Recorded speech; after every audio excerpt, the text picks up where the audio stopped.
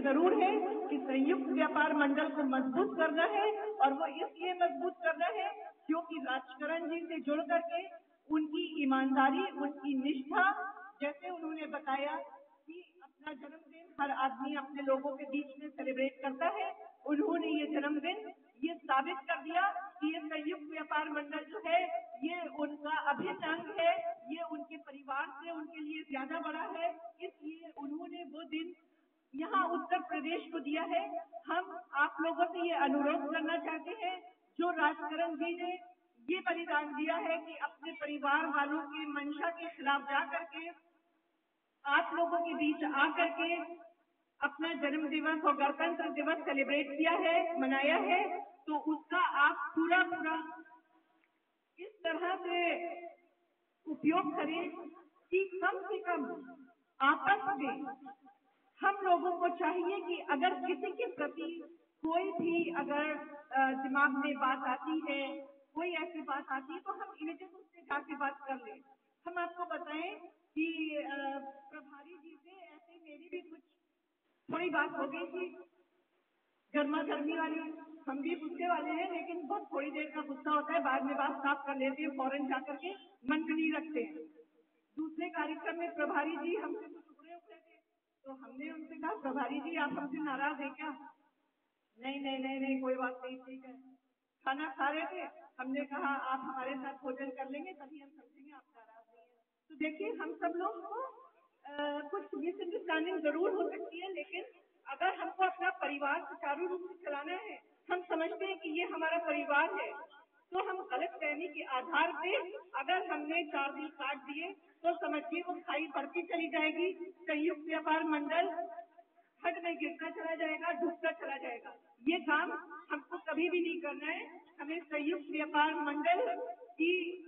दीर्घायु के लिए, संयुक्त व्यापार मंडल को आगे बढ़ाने के लिए, एक बहुत बड़ा संगठन बनाने के लिए, एक नेशन वाइड राष्ट्रीय लेवल का संगठन बनाने के लिए हम सबको योगदान करना है, हम सबको बलिदान करना है। हम सबका ये कर्तव्य बनता है कि हम आपस में अपनी गलतफहमियां न पाल करके एक उद्देश्य देखें, व्यापारियों का हित देखें, संयुक्त व्यापार मंडल को आगे बढ़ाने का सपना साकार करें। हम सब अगर एक इस लाइन में सोचेंगे तो हम किसी से मन मुटाव नहीं रखें। आज सबके बीच में परसों तो मैंने राजबाबू जी को ये बात बताई थी, उन्होंने भी कहा कि ठीक है, कुछ लोगों ने पेज टाइट कर दिया था, मेरा बताया था ये आपके खिलाफ बोल रही है, तो हमने कहा बताइए मेरा, हम तो जानते भी नहीं थे आपसे, बस हाँ इतनी बात मेरे अंदर कभी है कि जब तक हम किसी को जानेंगे नहीं तो उसकी तारीफ भी नहीं करते हैं। अब आपने जो इतनी लंबी 6-8 महीने की दूरी बना दी तो हम आपको और नहीं जाने, तो अब मेरी मजबूरी बन गई है, हम कैसे आपकी तारीफ आगे कर पाएंगे। लेकिन चलिए देर आए दुरुस्त आए,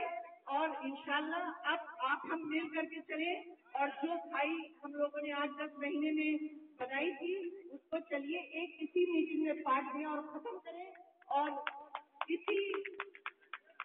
आशा के साथ में कि सिर्फ हम लोग एक उद्देश्य रखें। देखिए हर जगह कुछ लोग ऐसे होते हैं जो अपने आप को आगे लाना चाहते हैं, लेकिन हम ये सोचे कि हमको अपने आप को आगे नहीं लाना चाहिए है, हमको अपने संगठन को आगे बढ़ाना चाहिए है, हमको अपने साथियों को, व्यापारियों को आगे बढ़ाना चाहिए। अगर हमारा सपना बड़ा होता है तो हम छोटी चीजों को देख ही नहीं पाते हैं।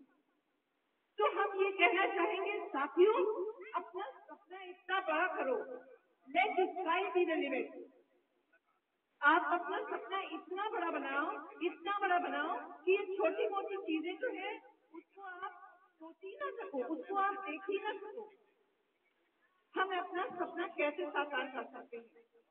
अगर हमारे ये युवा के अध्यक्ष हैं अवस्थी जी, अगर ये सपना देखते हैं हम मेंबर ऑफ पार्लियामेंट हो जाए, तो इनसे अगर 4 लोग हम समझते हैं कि मंच पे खड़े होकर नाम लेके भी बुराई करेंगे, और अगर ये राजनैतिक व्यक्ति हैं और ये समझदार इंसान हैं, इनको अपने समाज का ख्याल है, तो हम बड़े होने के नाते इनको भी ये सलाह देंगे, अरे ठीक है, हमारे संगठन में क्रिटिक्स भी होना चाहिए है जो हमको बुराई करके बताएं कि तुम्हारे अंदर ये कमी है, ताकि हम अपनी कमी से सुधार कर सके और अपने व्यक्तित्व को और विकास कर सके और डेवलप कर सके। हम ये चाहते हैं कोई किसी की बुराई कर रहा है तो आपस में बातचीत के माध्यम से इमीडिएटली बिना एक रात काटे हुए, टेलीफोन तो ऐसी चीज है कि तुरंत आप बात कर सकते हैं और बड़ी से बड़ी हम तो सोचते हैं एक परिवार में तमाम बातें हो जाती है, लेकिन बात जो है वो बात ही से हल होती है।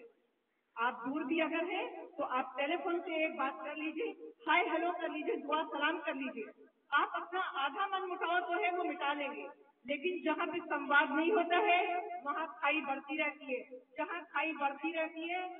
तो उस खाई में कौन गिरेगा, जो वो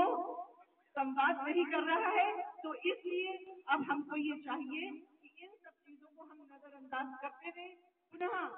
आज से ये संकल्प करें, परंतु पंखों से कर लिया था, लेकिन आज आप लोगों के बात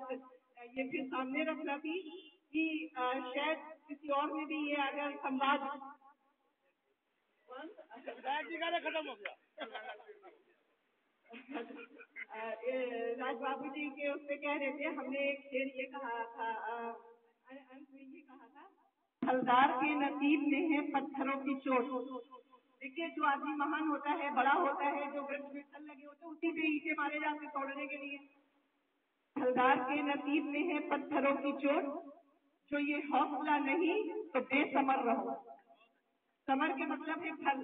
अगर पत्थर खाने का हौसला नहीं है तो बिना फल के रहो, कोई देखेगा भी नहीं।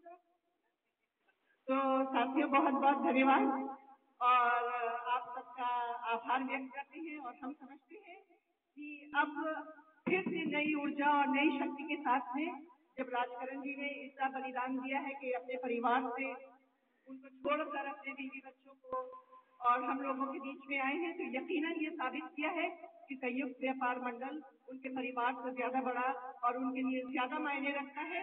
हमको उनके सपनों को साकार करना है और ये सपना जो राजकरण की आंखों में है वो हमारी आंखों में चलेगा, तो यकीनन हम ये छोटी मोटी बातें नहीं देखेंगे। धन्यवाद। जय हिंद, जय भारत।